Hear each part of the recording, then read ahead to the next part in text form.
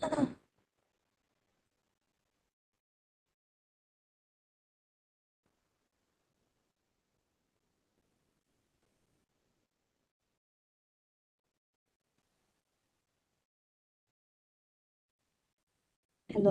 Tesla. Good evening, good afternoon, good morning, those who are living across the world. And before we start our today's program, I would like to welcome our today's speaker, Mr. Via V. Chengla, who is going to speak on Wheel of Life. So basically, this series of the session was formulated. There are several discussion was happened before, and Tibet House Culture Center of His Holiness Dalai Lama is delighted to host this virtual teaching series titled Introduction to Buddhism, which consists of 24 different subtopics, and we are inviting different speakers with advanced knowledge of Nalanda Buddhist Studies. And this program mainly aims at the people who wants to deepen their understanding on diverse Buddhist disciplines in order to lay the basic foundation in Nalanda Buddhist Studies. So this time we have requested Mr. Wee Cheng La, who he studied his Buddhist philosophy widely, and Tibet House, New Delhi is one of the places where he studied Buddhist philosophy and psychology. And he's also a novel architect by training and has over 30 years of experience in project management in Singapore. So without taking much time, I would like to welcome Mr. Wee Cheng La to kindly proceed the session. Wee Cheng La. Thank you, Tenzin Nomala. Hello, everyone. Ashdelek. First of all, I'd like to thank Venerable Geshe-la and Tibet House for the opportunity to speak today. It's not that I'm really qualified in terms of having deep knowledge or having some personal qualities, but I'm very fortunate to have been able to study with Venerable Geshe-la in the NMC over the past few years. So today I will share whatever I can based on what I've learned from Geshe-la and from my other teachers. And please treat this as just an informal sharing session. And if you have any question along the way, please just put up your hand and ask the question at any time. I'll also leave some time, about 15 minutes at the end, for Q&A. Before we start, may I have a show of hands of anybody who is relatively new to Buddhism and have not been in the NMC or NDC before?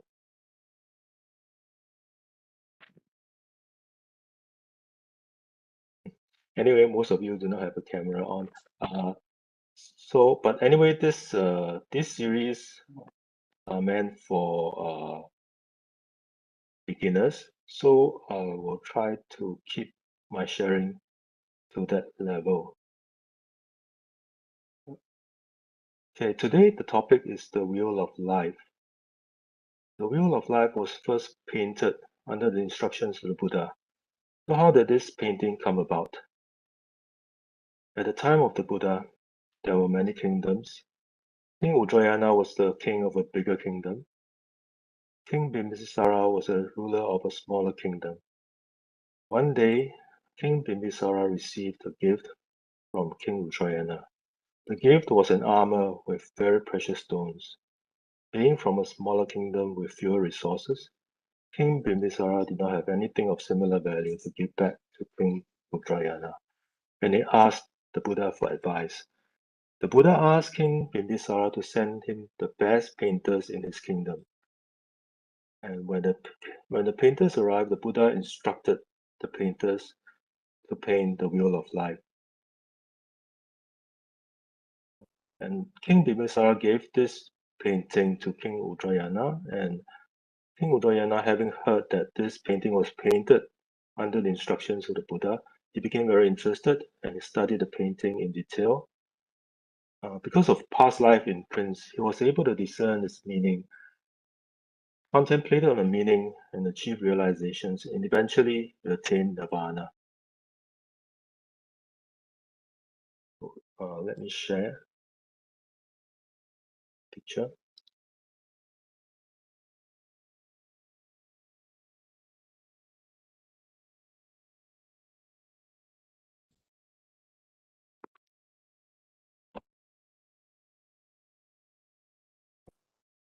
Can you see the picture? I'm showing a picture of the wheel of life. Okay, but before we go into this painting, I would like to first talk about this stanza. This comes from chapter 18 of the Fundamental Wisdom of the Middle Way by Arya. Let me read. The ceasing of contaminated karmas and afflictions is nirvana. Contaminated karmas and afflictions arise from inappropriate attention, which in turn arises from elaborations grasping itself at true existence. Elaborations are seized by emptiness. What is nirvana? Nirvana is the opposite of samsara. What is samsara? We want stable, lasting happiness, and we do not want suffering. Yet whatever happiness we have is so unstable and so fleeting, and we experience so much suffering. So what Arya Nagarjuna is saying in this stanza is that our suffering comes from contaminated karmas, which in turn is given rise to by our afflictions. Our afflictions are given rise to by elaborations grasping at true existence, and our elaborations are seized by the wisdom of emptiness. So Arya Nagarjuna has identified 5 factors here. Elaborations grasping at true existence, inappropriate attention, contaminated karmas, afflictions, and suffering. The root of our suffering is identified here as the elaborations grasping at true existence. So what is elaboration grasping at true existence? In a dream, the objects that we see are purely created by our mind. But to the dreaming mind, these objects appear to be real objects. Although the objects exist by depending on the mind in reality, but appearance-wise they appear to be real objects, independent of the mind. They appear to be independently real. There is a discrepancy between how the objects appear and how the objects exist. So when there's a discrepancy between appearance and reality, the appearance is deceptive because the appearance is not showing us what the object really is. Our mind believes the appearance to be true. Our mind believes the things that appear in the object are real. Similarly, in our waking state, the appearance that we see are deceptive. When an object such as a table or flower or person appears to us, it appears to be existing by its own power, independent of all other factors, independent of our mind. This is how they appear. In reality, things are not independent. They exist by depending on other factors. They exist by depending on our mind. So the objects, they exist as dependent, but they appear to be independent. Therefore, the appearance is deceptive. Our mind believes the appearance to be true. Our mind believes the things to be independent. This false belief is what is meant by elaboration grasping at true existence. This is called self-grasping ignorance.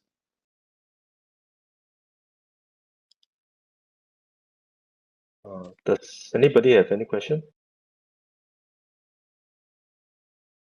You okay so far? Okay. When our self-grasping ignorance is operating, we see an object as independent of all factors. And when we do that, inappropriate attention arises. What is inappropriate attention? Let's say someone walks into the room and it is someone who said something that you found really offensive some time ago. How will you see the person? Are you going to see the person as kind, as friendly? That's very unlikely. Most likely, the person will appear to you to be unkind, offensive, bad person. Not just bad, but 100% bad. Independent of all factors, independent of your mind. This is a distorted mind that exaggerates the bad quality of the object. This is what is meant by inappropriate attention. When we see an object that appears to be good or attractive, our mind moves towards the object. That is attachment. And when we see an object that appears to be unattractive or bad, our mind pushes away the object, and that is aversion. Because of the push and pull of our afflictions, we are impelled to create contaminated karmas, and contaminated karmas give rise to all our suffering. So if you trace our suffering back to its root, that root is our self-grasping ignorance. Therefore, if we want to eliminate all our sufferings, we have to eliminate the root, which is self-grasping ignorance.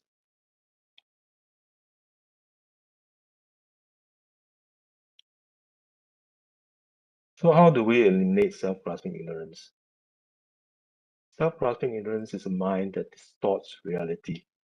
It doesn't see reality. It sees the opposite of reality. To counteract self-grasping ignorance, we need a mind that sees the reality correctly. The mind that sees the reality correctly and the mind that distorts reality are in direct opposition to each other. They cannot exist together. So if you see reality, you will not distort reality. If your mind is distorting reality, you will not be able to understand reality. And two minds which are directly in opposition to each other cannot coexist. How does self-grasping ignorance distort reality? It sees things to be independent. It sees the appearance of independent existence to be a true appearance. So what is directly in opposition to independent existence or true existence?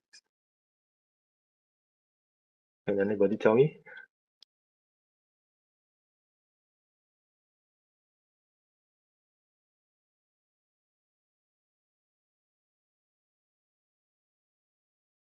Yes, Scott? Independent origination. Very good.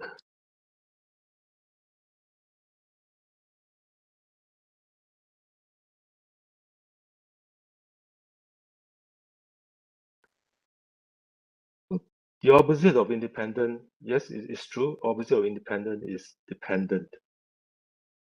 So the opposite of independent existence, you can say that is dependent existence. But technically, how do we delete independent existence or true existence? We need to see the opposite in the technical sense, and that is not independent existence, not true existence, or absence of true existence, absence of independent existence. And absence and emptiness, these two are synonymous. So we need to see the emptiness of independent existence or the emptiness of true existence. So it's only by cultivating the emptiness of true existence that we can eliminate our self-grasping ignorance. Once our self-grasping ignorance is removed by the wisdom of emptiness, inappropriate attention will no longer arise. Without inappropriate attention, afflictions will no longer arise. Without afflictions, contaminated karmas will no longer arise. Without contaminated karmas, suffering will no longer arise. This is how we can get out of samsara. Okay. Now let us. Scott, is that okay?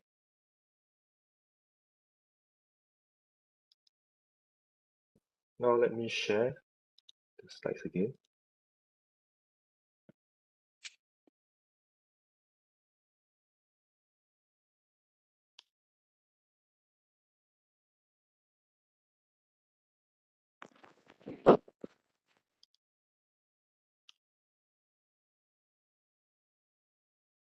Okay.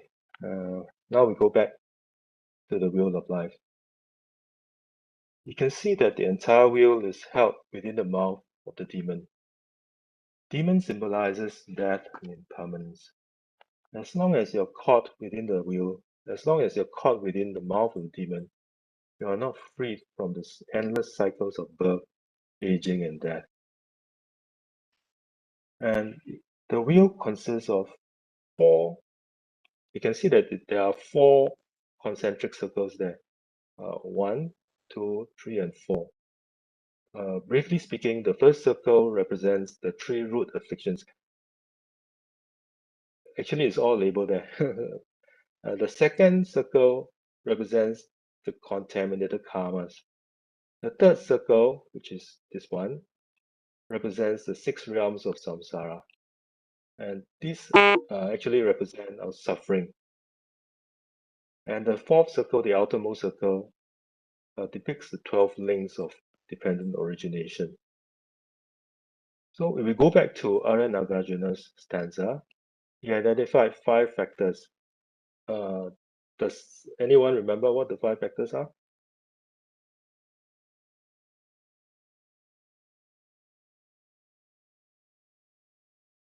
No one? Okay. The 5 factors are self-grasping ignorance, inappropriate attention, afflictions, contaminated karmas, and suffering. If you look at the first 3 factors, self-grasping ignorance, inappropriate attention, and afflictions. In actuality, all these 3 are afflictions. They belong to the category of afflictions. So why is only the third one labeled afflictions? The third one here represents the gross afflictions. The gross afflictions, which is number 3, the third factor, is caused by the first 2 factors, which are subtler level of afflictions. So if you lump the first 3 together, you can collapse the 5 factors into 3. Afflictions, contaminated karmas, and suffering. And these correspond to the first 3 circles here. Now let us look at each circle in detail.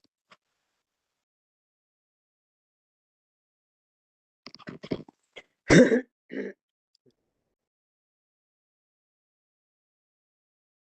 we look at the innermost circle. The innermost circle represents the 3 root afflictions. The 3 root afflictions are, does anybody know what the 3 root afflictions are? Anyone?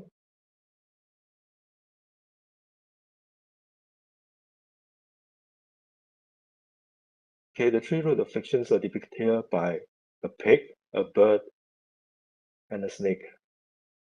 The pig depicts ignorance, the bird depicts attachment, and the snake depicts anger. The pig depicts ignorance. It's not because the pig is considered to be a very stupid animal or unintelligent animal. What is said is that a pig, even though the pig is destined for the slaughterhouse, it does not know it. And when it sees that the person who is eventually going to send it to the slaughterhouse, the farmer, bringing some food, is very happy. So just like our ignorance doesn't know the destiny that we are heading towards. The bird represents attachment because it is seen to be engaging in sexual activities. The snake represents anger because the snake induces fear in us. It's just like how an angry person, when we see an angry person, fear arises in us. Although only the three root afflictions are represented here, all afflictions can be classified under these three categories. So any affliction that you can name is either under the category of ignorance or the category of attachment or aversion. So the first circle gives rise to the second circle. The second circle represents the contaminated karmas. This second circle has two halves. The black half and the white half. The black half represents the contaminated non-virtuous karmas, and the white half represents contaminated virtuous karmas. And you can see the figures here. So these are the different contaminated karmas that will project us into rebirths into the 6 different realms. So there are 6 figures here. So what does contaminated mean in this context? What is a contaminant that contaminates the karma? The contaminant is affliction because the second circle, the contaminated karmas are given rise to by afflictions. They are created under the influence of afflictions. So any karma that is done under the influence of afflictions is contaminated karmas. And any non-virtuous karma is always contaminated. So although it is stated here as contaminated non-virtuous karmas, we can just say non-virtuous karmas. But virtuous karmas can be divided into contaminated and uncontaminated.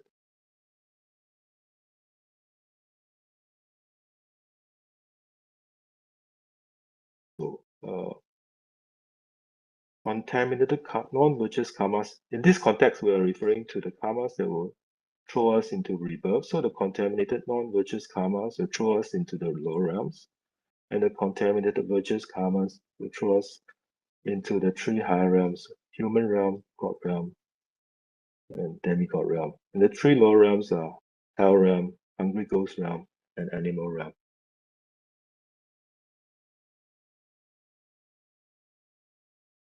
So now we can go to the third circle.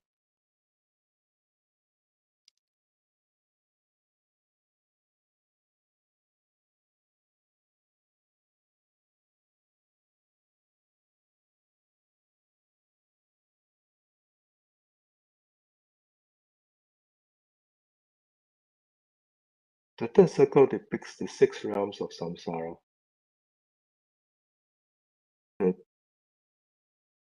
The 3 below represents the lower realms, so the suffering realms, and the 3 divisions above are the higher realms. So we start from the one right below, it is the hell realm, and on the left is the hungry ghost realm, on the right is animal realm, and on top, on the left, the human realm, the middle is god realm, and on the right is asura realm, or demigod realm. So technically, there are only 5 realms, because actually demigods are also one type of deva. So these two technically can be combined into just the deva realm. But generally, it is quite common to talk about the 6 realms of samsara. Now let us go to the 4th circle.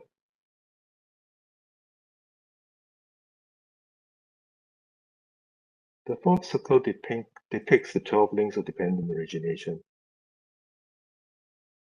While the first 3 circles depict the 3 categories of afflictions, contaminated karmas, and suffering, the 12 links include all 3 categories. And the first 3 are causally related because The afflictions give rise to contaminated karmas, and contaminated karmas give rise to suffering. And this causal relationship between these three categories is explained in greater detail in the 12 links of dependent origination. So let us first run through the 12 links. The first link on top, on the right, is ignorance. The second one is contaminated karmas. Number 3, consciousness. Number 4, name and form. Number 5, the sense sources. Number 6, contact. Number 7, feeling. Number 8, craving. Number 8, grasping. 10, becoming. 11, birth. And then 12, aging and death. So now we can go through them one by one in greater detail. The first one, ignorance. Ignorance is depicted by a blind man at a precipice. Our ignorance is just like a blind man, because in the sense that just as a blind man doesn't see external objects, our ignorance doesn't see reality. And because it is ignorant, it does not see reality, it leads us over the precipice into the suffering of samsara over and over again. Thing number 2, contaminated karmas. Contaminated karmas are depicted by a drunk potter. A potter is, the pots are shaped by the potter. But when the potter is drunk, the pots are not going to come out well. Similarly, our experiences are shaped by our karmas, our contaminated karmas. When we create karmas under the influence or under the intoxication of our afflictions, we will create painful, suffering experiences.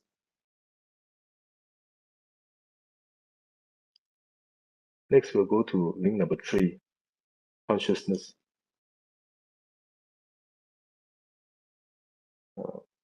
The word karma means action.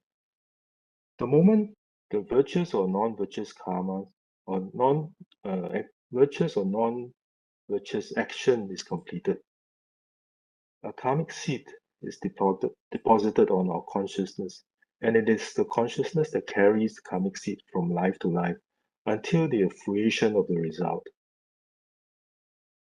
So, just as consciousness jumps from life to life, it is depicted by a monkey that jumps from tree to tree.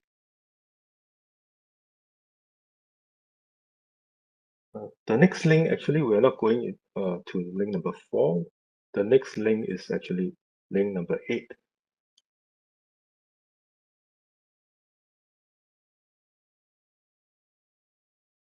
Okay, let's talk about it using an example. Let's say 100 lifetimes ago, somebody created a karma, link number 2, to be reborn as a human being. The karmic seed was then carried across 100 lifetimes to the present life by link number 3, consciousness.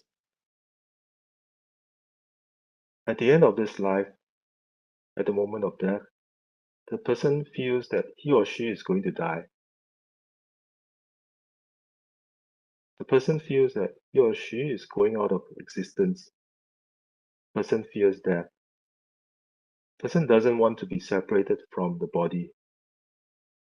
In other words, they don't want to go out of existence. At this moment, attachment to existence arises. And this attachment takes 2 forms. Link number 8, craving, and link number 9, grasping. And both craving and grasping fall under the category of attachment. They are attachment with different levels of intensity. Grasping, link number 9, is attachment in a very, very intense, very powerful form. But craving and grasping in the context of the 12 links are not just attachment in general. They are very specific instances of attachment. They are attachment that arises during the death process that serves a particular function. And what function is that? If we go back to our example, the karmic seed was created 100 lifetimes ago. And this karmic seed can be likened to, for example, an apple seed or sunflower seed. For an apple seed to germinate, it needs to be nourished by water. Likewise, links number 8 and link number 10 are like the water that brings the karmic seed to germination. In order for the karmic seed to give rise to the result, which is, in our example, which is to bring about the next rebirth as a human, it needs to be nurtured by links number 8 and 9, craving and grasping, during the process of dying.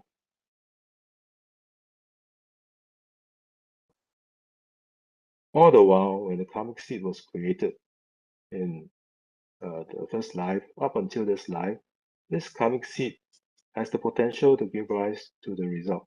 But because it has not been nourished by links number 8 and 9, it has not given rise to any result so far. So now, when it's nourished by links number 8 and 9, it becomes fully mature and come link number 10. So link number 10 is actually the karmic seed created during life number 1 in the fully mature form.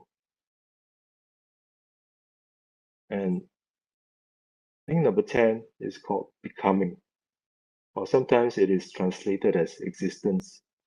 It is the karmic seed which is fully mature and able to give rise to the result, which is the next birth in the next moment. So this is occurring right at the end, right at the very end of this particular life. And craving here is depicted by someone holding a vessel of alcohol, an alcoholic person.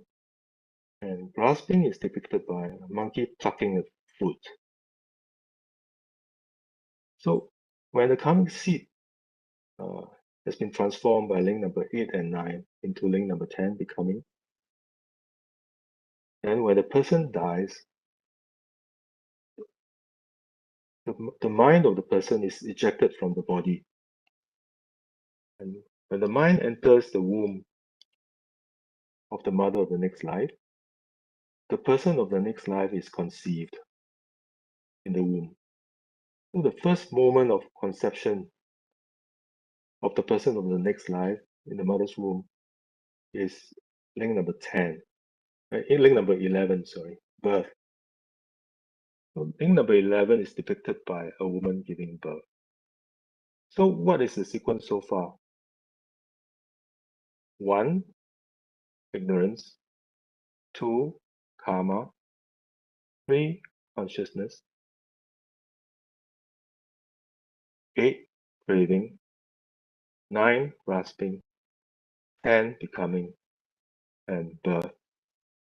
So when the person is conceived, that is considered, then the person of the next life is conceived, that is considered to be the moment of birth in this context. And when the mind enters the womb of the mother, it enters the substances of the father and mother. So the substances from the father and mother constitute the body of the next life. And the mind which came from the previous life is now the mind of this life. So the mind and body are already there right after conception. And so now we go to link number 4, name and form. Name and form actually means mind and body. Name here refers to mind and form refers to body. So the body and the mind, or name and form, are already right there, right after conception. And this is depicted by 2 passengers in a boat. You can see three persons in the boat. One of them is the boatman. So the other 2 represents the mind, and the body. So as the fetus develops in the womb, the five senses of the person start to develop. The eye sense, the nose sense, the ear sense, the tongue sense, and the body sense. This is depicted by a house with 5 windows or 6 windows. The windows are the means through which the people inside the house can communicate with the outside world. Similarly, our senses are like the windows through which we communicate with the outside world. So when 5 windows are depicted, they refer to the 5 physical senses: the eye, nose, ear, tongue, and body. When there's a 6th window, the 6th window refers to the mind, the mind sense power. Next, we go to the next link, which is contact. As the senses develop more and more, they develop to such an extent that they can come into contact with with their respective objects. And this is depicted by 2 persons kissing. The lips of the 2 persons come into contact, just like the senses come into contact with the objects. And from link number 6, we go to link number 7.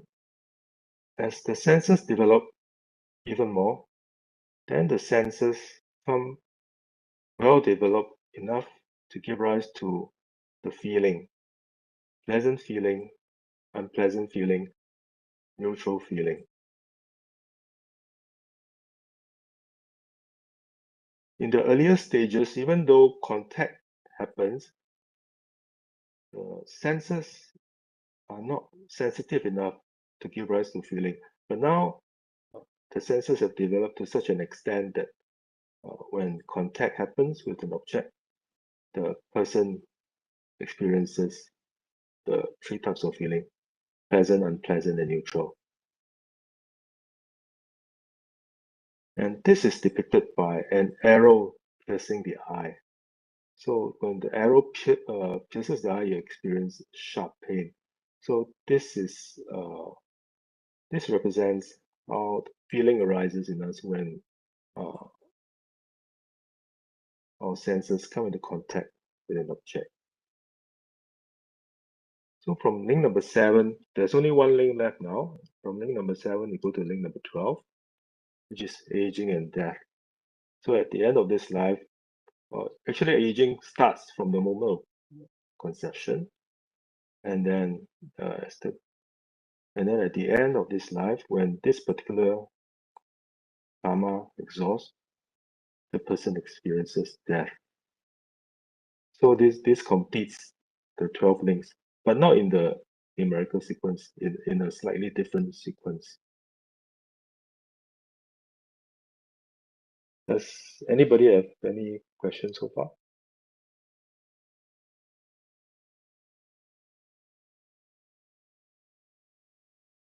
No? So, okay. Just now I mentioned that the 12 links include all 3 categories. So, afflictions, karma, and resultant suffering. Let me show the picture again.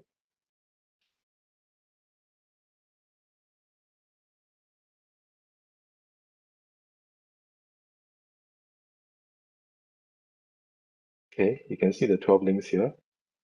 So let us go through them one by one to identify which category each one belongs to.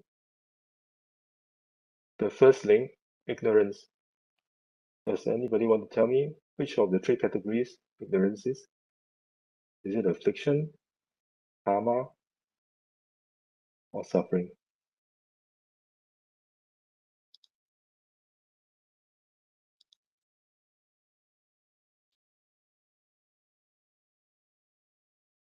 Okay, ignorance actually just now we already saw is one of the 3 root afflictions, so it belongs to affliction. And the second one obviously is karma. And number 3, consciousness. Number 4, name and form, sense sources, contact, feeling. These are suffering. And besides ignorance, the other two afflictions are craving and grasping. Link number 8 and link number 9. And then link number 10 is actually the karmic seed in its fully mature form. So link number 10 belongs to the category of karma. And link 11 and link 12, these are also under the category of suffering. So to go through them again, link number 1, 8 and 9 are afflictions.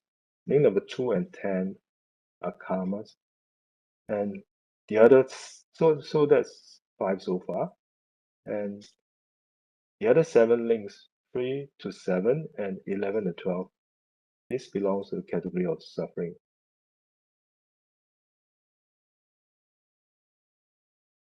Okay. Next, I would like to just mention that this picture of the 12 of the wheel of life that I'm using is taken from a mind map of the Nalanda Buddhist philosophy designed by Bhavani Prakeshla from NDC1 under the guidance of Venerable Geshe-la with graphic design by Tenzin Miller. This mind map is entitled Summary of Nalanda Buddhist Philosophy. So it actually shows how all the various topics studied under the Nalanda philosophical tradition, such as the Four Noble Truths, the Four Seals, the 12 Links of Dependent Origination, Buddha Nature, and Buddhist philosophy, the Five Paths, and so on, can be connected to form a whole. It actually strikes me that even the wheel of life itself is like the mind map that's designed by the Buddha. It's a mind map to show us how our internal mental processes lead us to experience suffering over and over again in samsara, and also shows us how we can exit samsara. But not only the 12 links of dependent origination can be found in this picture, even the Four Noble Truths and the Three Jewels can be found here as well. So let's go back to the wheel of life again and try to see which elements within this painting correspond to the Three Jewels and the Four Noble Truths. So you look at the upper right-hand corner, you can see the Buddha. The Buddha is pointing to the full moon. So Buddha jewel is there, that's Buddha. And the moon represents our mind. At the beginning, our mind is obscured by our mental defilements. So initially, if the moon represents our mind, the moon should be completely dark. And the dark color represents our mental defilements. But as we apply the antidotes, our mental defilements gradually cease. And instead of a completely dark moon, the white color start to come out. It's just like a new moon slowly becoming a full moon. When all the mental defilements have been eliminated, the moon becomes completely white. And the white color represents the complete cessation of our mental defilements, the complete elimination of our mental defilements, or the complete purity of our mind. And if you look below the moon, there are two stanzas there.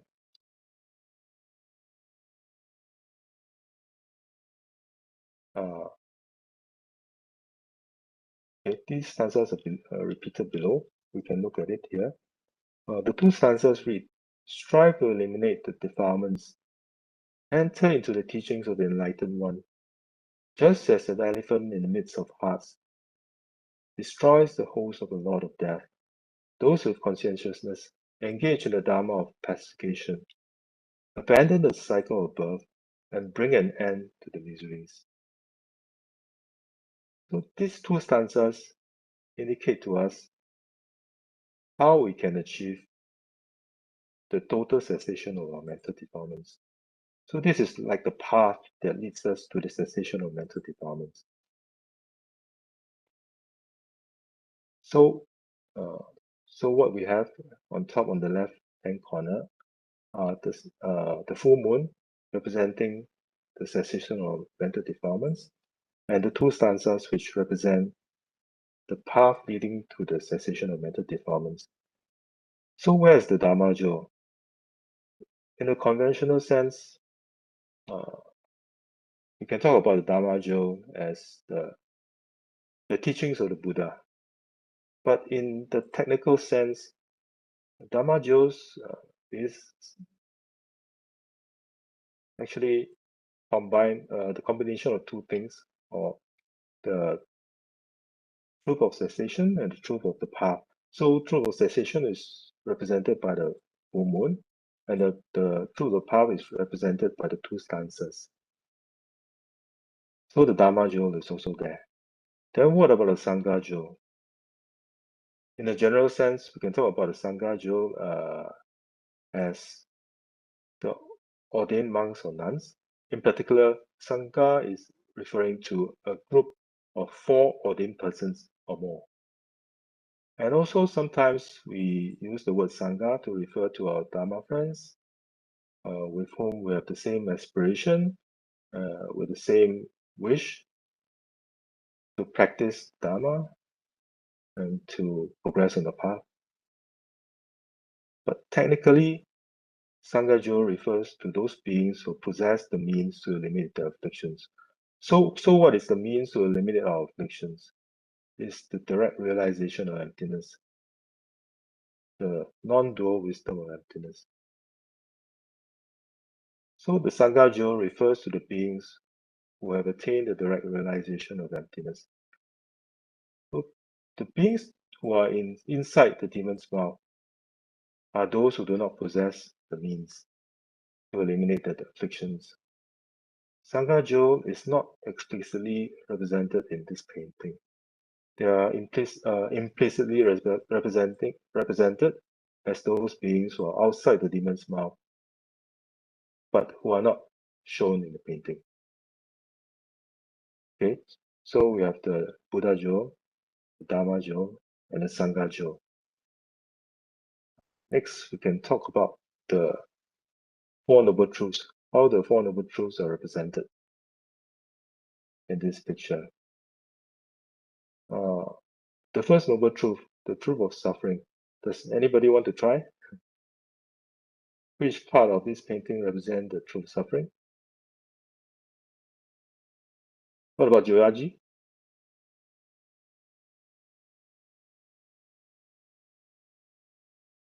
Hello, Joyaji.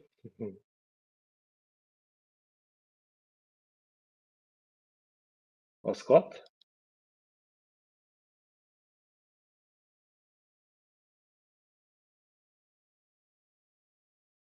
I don't know.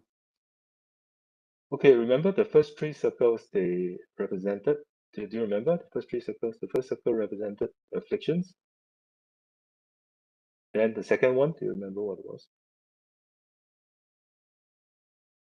Karmas. Karmas. And the third, Suffering. yes, so the truth of suffering is represented by the third circle here, the 6 realms of samsara. Okay, then the second noble truth, truth of the cause of the suffering. The third circle, suffering, is caused by the first 2 circles, right? So the truth, the cause of suffering, is represented here by the first 2 circles. And the third noble truth, truth of cessation of suffering. Just now we already went through that. It is represented by the full moon. The full moon represents the cessation of our mental defilements. And the fourth noble truth, the truth of the path, that is represented by the two stanzas. So you can see in one painting like this, you can use it to explain the 12 links of dependent origination. You can also identify the 4 noble truths and the 3 jewels.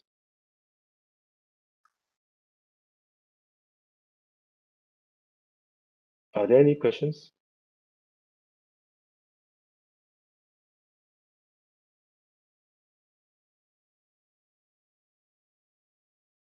Okay, if not, I will share with you something.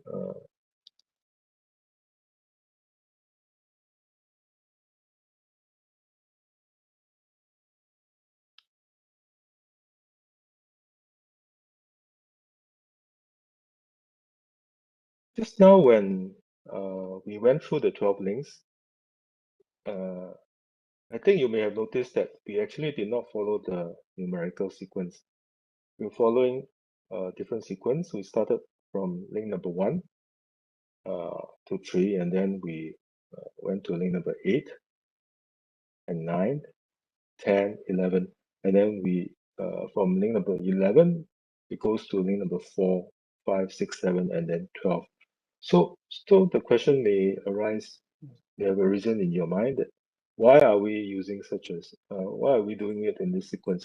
Why not the numerical sequence, just simply 1 to 12?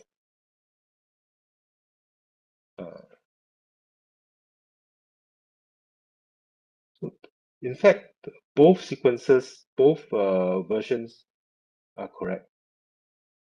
The numerical order, just 1 to 12, is how the Buddha taught the 12 links of dependent origination. And the sequence that we went through just now was taught by Arya Asanga. So it's not a question of which one is right or wrong. In fact, learning the different versions can help us understand more the intricacies of how the 12 links operate to throw us again and again into samsara. So now let's look at Arya Asanga's presentation in greater detail.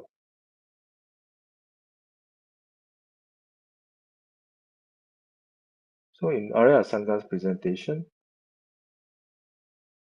all the 12 links actually are coming from the same set of 12 links. And they form one single set of cause and effect. And they are spread over different lives. So Arya Asanga, I think, presented in this way to show us how one single set of 12 links operate over multiple lifetimes. So let us go through the sequence once again, and I'll try to add a bit more information. So we were using the example of someone 100 lifetimes ago who created a karma, link number 2, to be reborn as a human being. So that karma was created on the basis of link number 1, ignorance, and a karmic seed is then deposited on link number 3, consciousness. So these 3 links happen in that life. Let's call that life A. Okay, so 100 lifetimes later, which is now the present life, at the end of this life, link number 8 and 9 come into being to nurture link number 2, the karmic seed from link number 2, from life A, and make it fully mature, link number 10 becoming. So let's call this life B. So link number 1 to 3 is life A, link number 8 to 10 are in life B. And then when the person dies, the mind is ejected from the body, and the next life comes into being. So that starts with link number 11. And then based on the sequence that we talked about just now, it's then 4, 5, 6, 7, and 12. So you have life A, life B, and then this third life, let's call it life C. Okay. Okay. Now I've shown this here. So if you look at life C, link number 11, 4, 5, 6, 12. These are the results of the karma that was created in life A. You agree with me? Is that correct? These are the results because the cause of life C actually is the karmic seed that was, or the karma that was created in life A. So life C is the result. Is the resultant portion of this set of the 12 links. So let us call this the resultant links. Okay, and then in life A, you have link number 1, 2, 3. These are related to link number 2, which is the cause of life C. So we can call this, and this link number 2 is the karma that projects or throws a person into the human rebirth. So we can call these 3 the projecting causes. But the karmic seed created in life A needs to be nurtured by link number 8 and 9. It needs to be, so without the link number 8 and 9, the life C cannot come into being. So link number 8, 9, and 10 serve the function of actualizing life C. So we can call these the actualizing causes. So I'm using these terms just to help me explain more clearly. They are not that important, so you can just forget about them after this class. But at the moment, please bear with me. So you can see that the first two life, the causal links are present. Life A and life B, 1, 2, 3, 8, 9, and 10. In life C, the resultant links are there. So in this sequence, the 12 links form one single set of cause and effect. So the 6 causal links come first, then the resultant links happen in life C. But if you think about it, every life that we experience is the result of some previous projecting karma, link number 2.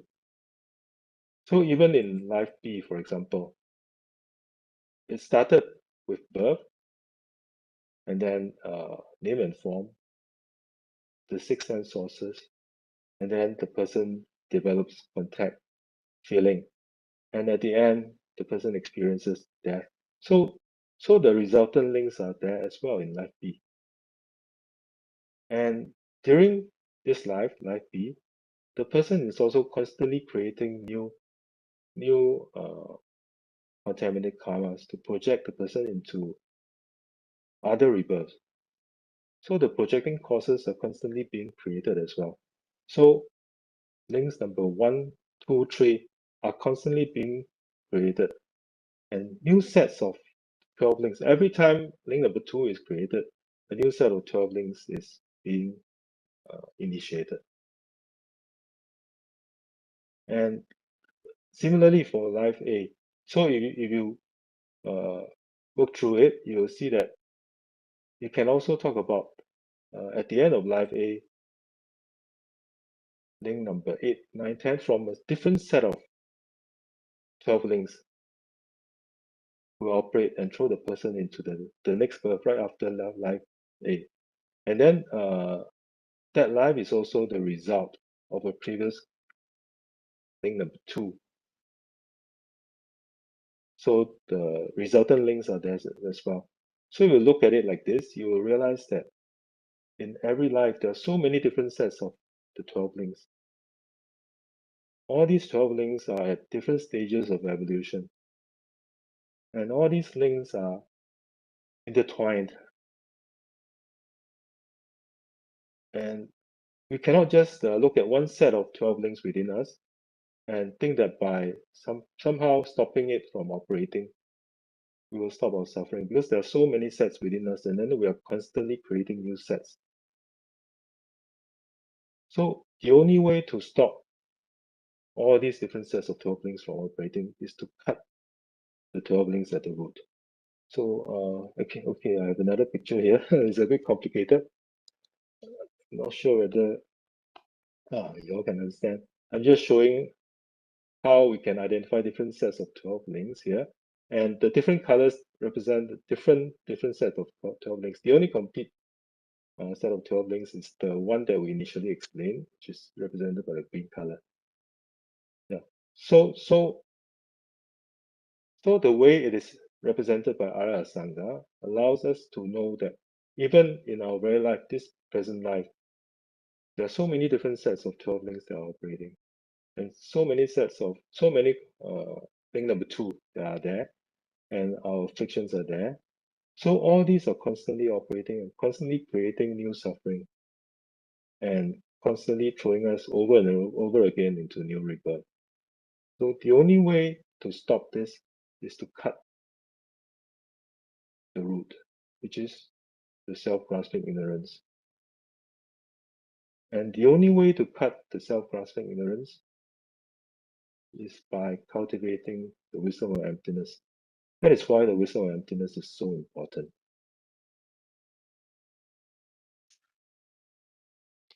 Okay, I think I finished for today. So does anybody have any question?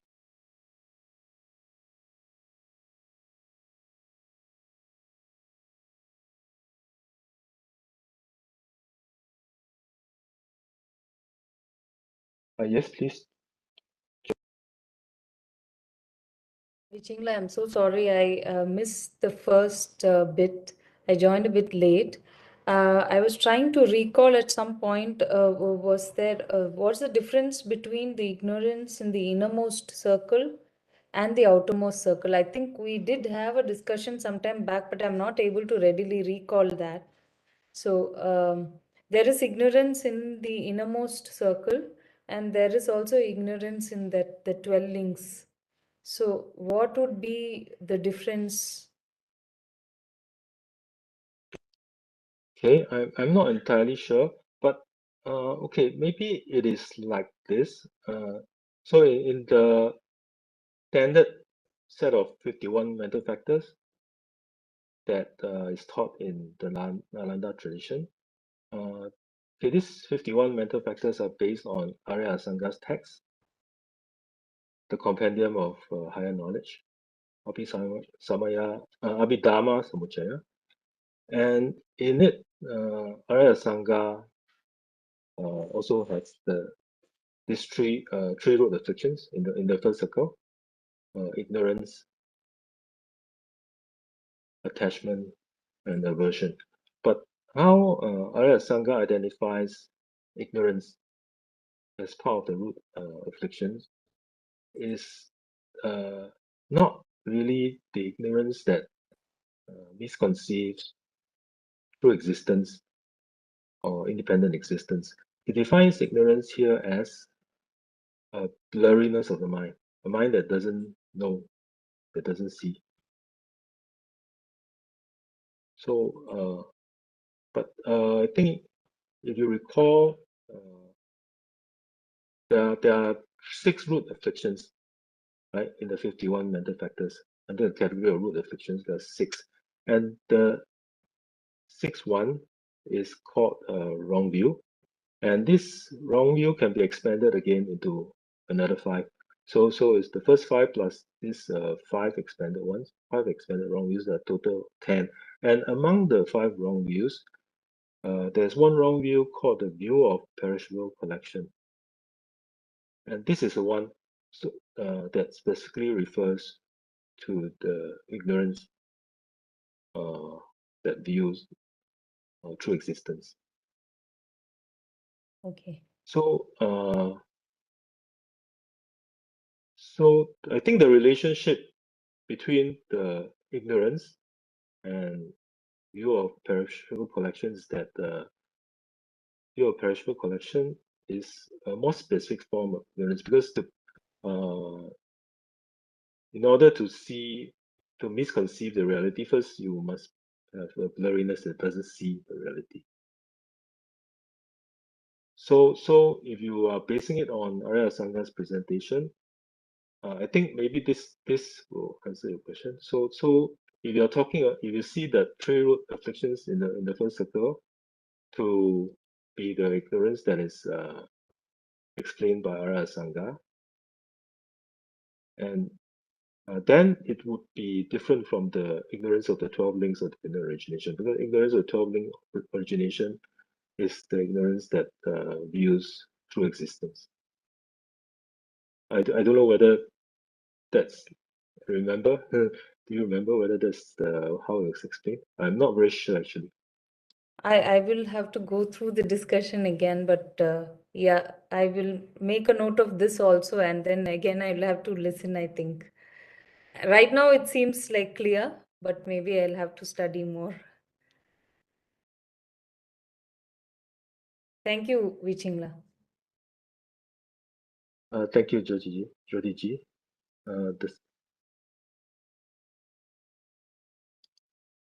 Okay, Niraj na? Please unmute, Niraj na. Sorry, can you hear me now? Yes. Yes. I just wanted to request you if you could just explain, that to complete one cycle, it can take minimum 2 lives and maximum 3 lives, though they could be separated by millions of lives. This part, could you just explain it? Yeah, okay. That's a very good question. Actually, I did not explain that just now. Yeah. Maybe let me just share one of the slides.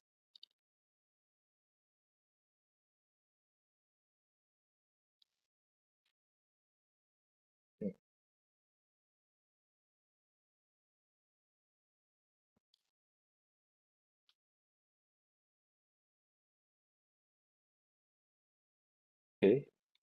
So if you look at this, just now I was showing the 12 links in this sequence as 3 lives.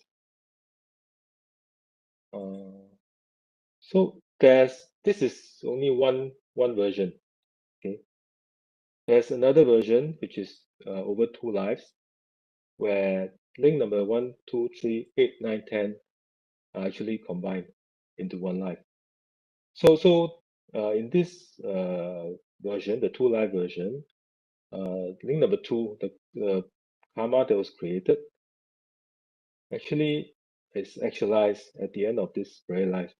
So it's probably a very powerful karma.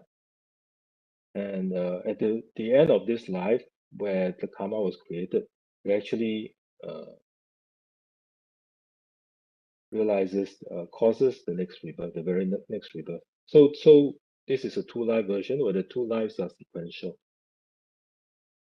Yeah. Whereas the 3 life in the 3 life version, there could be a huge gap between life A and life B. It could be eons and eons. And then just now I mentioned there's another one with 12. So just for your info, that actually, if we explain that, that would be like spread over 3 lives.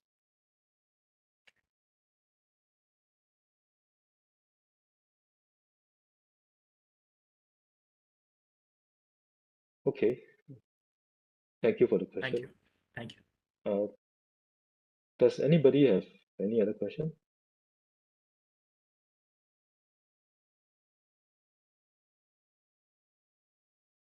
You can ask me anything. I don't mind repeating some part of what I was explaining just now.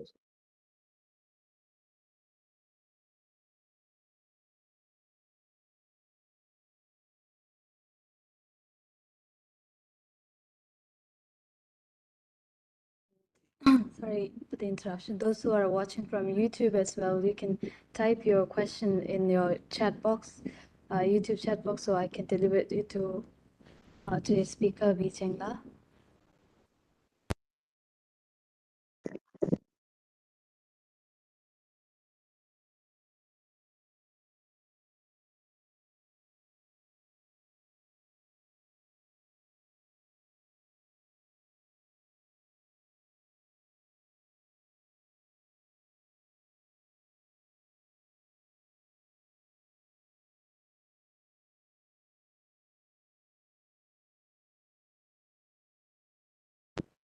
Yes, Nirashla again. Vichingla, just a request that, even we have looked at it predominantly from the way how Arya Asanga explains it 1, 2, 3, 8, 9, 10, 11, 4, 5, 6, 7, 12. So in its just regular order, if I could request you to explain that. Okay, I'll try to do it based on what I remember. Actually, it's a bit more complicated to explain. So Okay. I'll just talk about it briefly. Okay. So we are talking about 1 to 12 in sequence. Then actually these 12 links belong to two different sets of 12 links.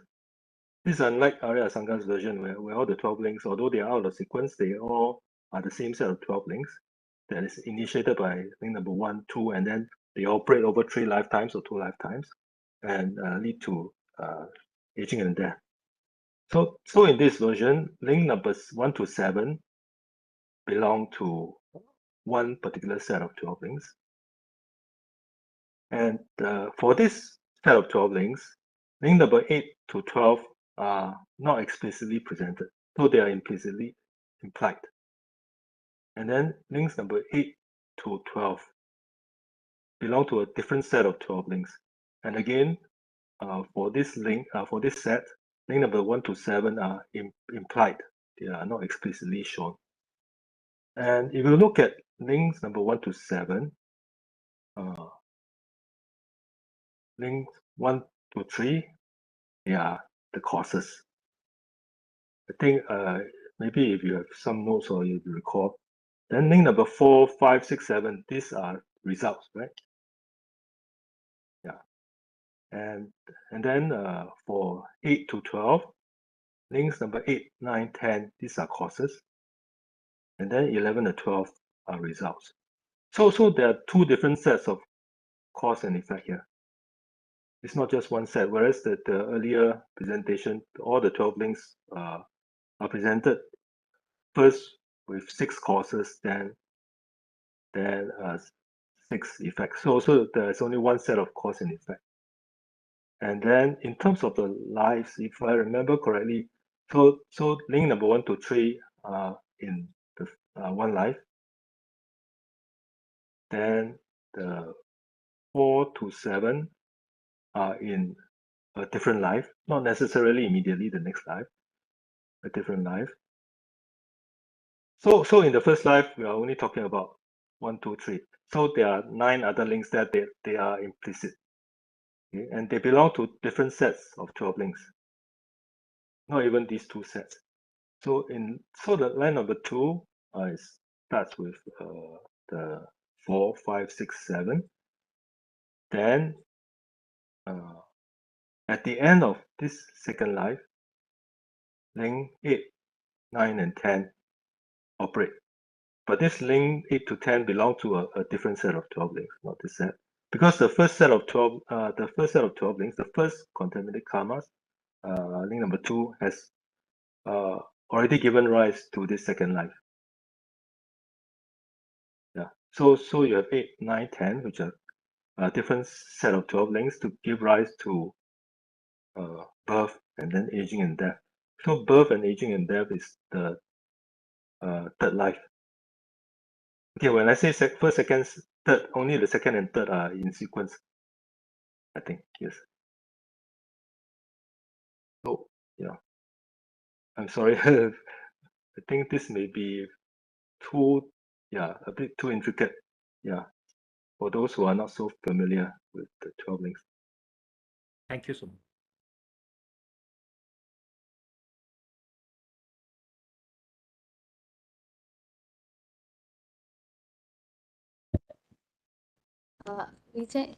Vichengla, there's a question in the chat box from Jayaji. Does the symbolism of this wheel, as we know it today, appear in Arya Asanga's text? Sorry, Georgie, I do not know because the only thing I know about this is that this version with the 12 links out of sequence is from Arya Asanga. So, can I ask a question? Yes, Can I ask please. yeah, so when we speak of the multiple causes and conditions that create all the conditions of a particular life, just suppose we had some karma to be born as a human, but to be born with all our faculties, to be born in a place where the dharma has appeared, and to be born, like that um, tortoise, the blind tortoise who comes up in 1,000 years and gets his head in the golden noose. It's like in this cycle, in this depiction, multiple lives may be, you know, giving the different causes to be born with the right conditions to then proceed with a dharma life. It's very complicated to think of this. Did you get Yes. my question? Yes. So you're asking, what are you Like, asking? What are the it's not a causal conditions simple that? sequence.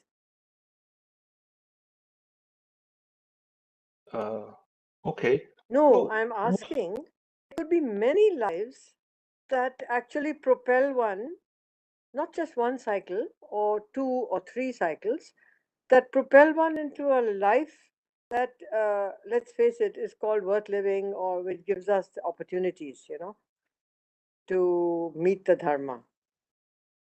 We may end up with a happy human life after this one due to some good actions, but that doesn't mean we'll meet the dharma again, isn't it possible? yes, you're absolutely right. So the 12 links of dependent origination here, we are dealing mainly with the projecting karma.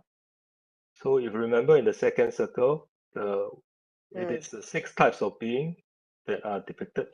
So this link number Yeah. 2 actually, the result that it brings us is the realm that we are born in. So the body that we have, whether it's a human body, a hell being body, hungry ghost, or deva being, but the our experiences within this life are given rise to by different karma. So karma can be divided into 2 types. A projecting karma, which is the one that determines what realm we are born in, what body we are born with, and the completing karmas. Completing karmas determine what our experiences are within the life. And I think the projecting karma can come from one life, and all our completing karmas, there's so many of them that we that ripen within each life, and they can all come from many different lifetimes, not necessarily all from the same life. So I think I hope this is what you are asking about, Georgie. Yeah, I was just thinking that it's easy to become complacent, you know, if you don't commit some horrible non-virtuous thing like killing, etc., killing, lying, stealing. And if you attend, say, dharma discourses like this one, and you think, well, I tried to attend, whether you follow it or not in your life, I think I transgressed quite a lot. It's easy to become complacent. How to remove complacency?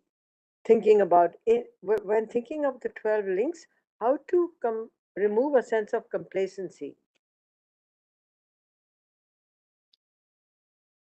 Uh, okay, I'm not clear what the question is. I think if you're talking about Hmm. complacency that causes us to not be diligent with our dharma practice, not be diligent with refraining from negative karmas, or Yeah. or not be diligent in trying to create positive karma. I think Yes. we need to study the workings of karma. We need to study uh, death and impermanence. We need to think about the value of our precious human rebirth. And then when we realize the benefits of the precious human rebirth, and when we have so not just study, we have to reflect on them, and it's only through this reflection that we will become more vigilant, I think, against creating negative causes, and become more enthusiastic in creating the positive causes. So we really want to have perfect human rebirth with all the freedoms and endowments, and then we will put our effort into creating the correct causes and refraining from the wrong causes.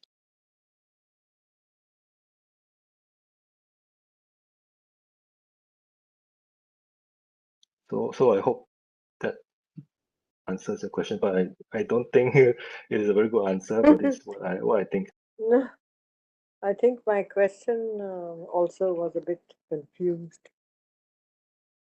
There were several questions in one.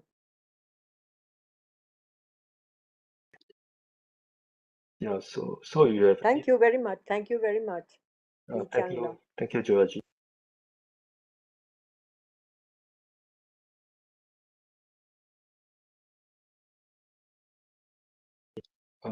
Are there any questions? We still have 5 more minutes, so I can take one or two, if there's any.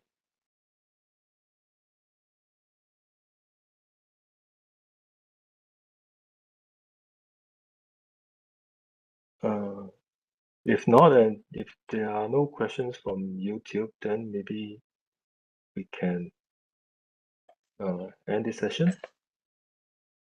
Thank you, Namala. Does anybody has a question before we end the session?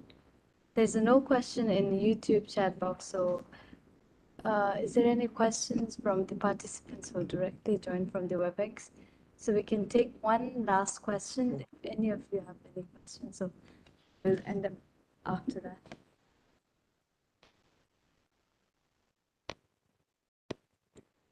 Okay. I think, Vijayla, we don't have a question, so shall we end the session now today? Yes.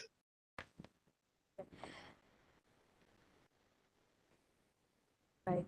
Thank you, everyone. Thank you very much. Thank you very much. Thank you. Thank you very much.